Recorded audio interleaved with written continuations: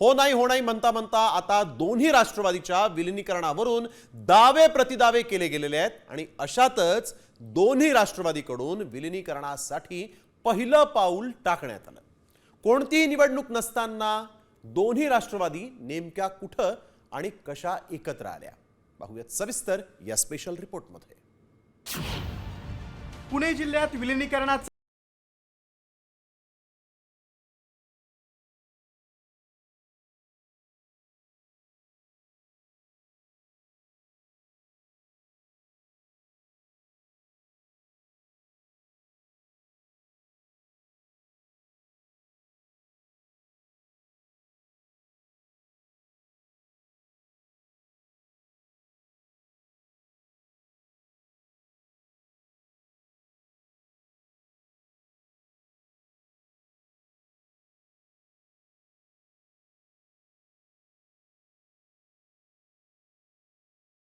समोरच आपण अमोल कोल्हेंसोबत एकत्रित वाटचाल करणार असल्याचं जाहीर केलंय। आता आम्ही सगळे एकत्र राहिलं पाहिजे अशी सगळ्यांची भावना होती। पण आज आम्ही जेव्हा मीटिंगला आलो तेव्हा वहिनींना पण हे सांगितलं की आम्हाला एकत्र आम्ही राहणार आहे आणि एकत्रच पुढे वाटचाल करणार आहे।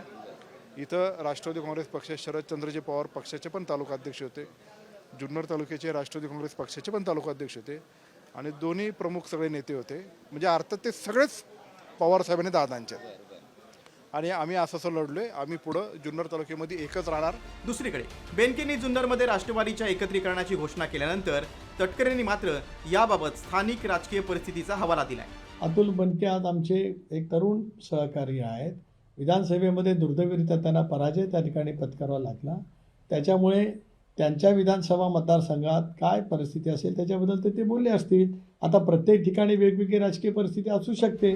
खरं तर अजित पवारांच्या नेतृत्वात दोन्ही राष्ट्रवादीनं एकत्र जिल्हा परिषद निवडणूक लढवण्याचा निर्णय घेतला। हर्षवर्धन पाटलांची मुलगी अंकिता पाटील, शिरूरचे माजी आमदार अशोक पवार यांच्या पत्नी यांनी घड्याळ चिन्हावर निवडणूक लढवली। मात्र याच दरम्यान अजित पवारांचा मृत्यू झाला। त्यानंतरही दोन्ही राष्ट्रवादी एकत्र आल्यानं पुणे जिल्हा परिषद निवडणुकीत 73 पैकी 51 जागा जिंकत मोठी मुसंडी मारली। जुन्नरमध्ये तर 8 जिल्हा परिषद गटापैकी 4 दादांच्या राष्ट्रवादीला, 1 ठाकरेंच्या सेनेला तर 3 जागांवर शिंदे सेनेला यश मिळालंय। आता दादांच्या मृत्यूनंतर राष्ट्रवादीच्या विलीनीकरणाची चर्चा रंगली खरी, मात्र त्यावरून दावे प्रतिदावे सुरू असतानाच जुन्नरमध्ये विलीनीकरणाबाबत पहिलं पाऊल पडलंय। मात्र जे जुन्नरमध्ये शक्य झालं ते महाराष्ट्रात होणार का, याकडे सर्वांचंच लक्ष लागलंय। सचिन जाधवसह ब्युरो रिपोर्ट, साम टीव्ही न्यूज, पुणे।